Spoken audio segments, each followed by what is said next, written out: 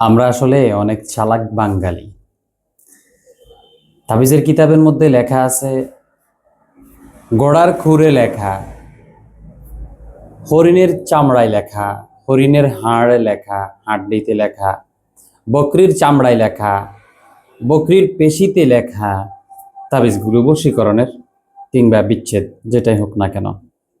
আমরা কি করি, এটাকে আমাদের কাছে এখন চামড়া নাই, হাড্ডি নাই, আমরা এখন এটাকে কাগজের মধ্যে লিখে চালিয়ে দিচ্ছি।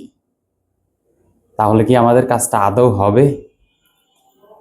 অনেক ভাই এইভাবে আমাকে প্রশ্নগুলো করেন যে আমাদের কাজগুলো হচ্ছে না কেন। আরে ভাই, তোমার কাজ হবে কিভাবে?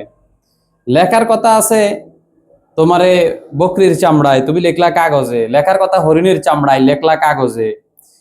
বর্তমান মানুষ মনে করে শুধু একটা কলম, একটু কালি, তারপরে একটু কাগজ হলেই সে কবিরাজ, হলেই সে কবিরাজ।